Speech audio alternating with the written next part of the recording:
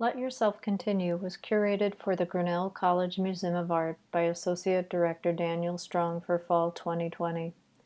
The exhibition includes more than 50 women artists from the museum's collection and was organized to commemorate the centennial of the 19th Amendment as we look to the future with an eye towards the work that continues for security, equality, and justice.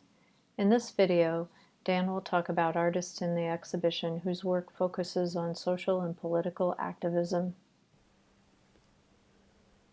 Social and political activism has been a hallmark of works of art in Grinnell College's collection since its early days, mirroring the college's roots in the social gospel movement of the 19th century. The horror and futility of war, the mendacity and malfeasance of politicians, and the brutality of oppression in all its manifestations remain potent subjects for artists, just as they remain stubbornly intractable problems to resolve. Dissident, subversive, anti-establishment art deployed as a tool against public corruption and oppression was the passion of Kay Wilson, the Grinnell College Museum of Art's longtime curator of collections and manager of the print and drawing study room in Burling Library, who retired in June of this year. She was stalwart in her support of acquisitions of prints and drawings by pivotal women artists, from Kata Kollwitz to Adrienne Piper, and an advocate for more regional artists such as Virginia Myers, longtime professor of printmaking at the University of Iowa, whose portfolio, A Time of Malfeasance, decrying the shame of President Nixon's Watergate crisis in the early 1970s, has such unsettling relevance to the politics of our own time.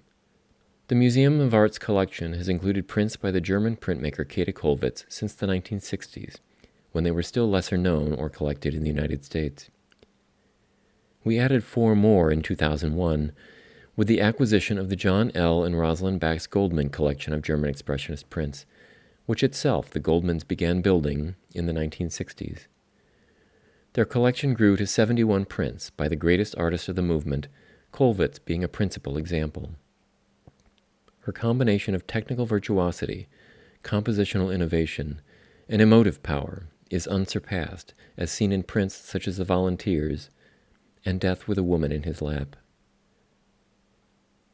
Concerned from the beginning with the hardships of the working class and embroiled in the political upheavals of her own time, Kollwitz in her own life was stricken and haunted in her work by the death of a son in World War I, a grandson in World War II, and persecution for her own politics at the hands of the Nazis. Her unflinching self-portraits, such as Self-Portrait in Profile, make her a peer of Rembrandt and Van Gogh. Kay Wilson's leadership and initiative resulted in our acquisition of Vanilla Nightmares No. 14, the drawing by Adrienne Piper. In pursuit of a drawing appropriate for the college's collection, Kay contacted the artist directly at her studio in Berlin. Due to our past association with South African artists William Kentridge and Diane Victor, as well as the historical resistance to such oppressive regimes as apartheid that courses through the bloodstream of Grinnell College, Piper and Kay mutually agreed that this drawing was the one for us. In it, the scourges of racism, judicial corruption, and politically motivated appeasement of oppressive regimes ring out from the front page of the New York Times, annotated by Piper's drawing of a black figure, face stricken and arms raised. This is the nightmare of the Times' readers, largely affluent and white, faced with determining the figure's intent. Or, as the headline to the left compels, to screen for violent feelings.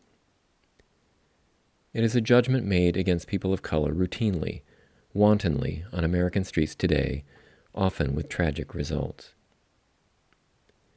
We were proud to lend this drawing, one of 17 in the Vanilla Nightmares series, to an important retrospective of Adrienne Piper's work in 2018 at the Museum of Modern Art in New York.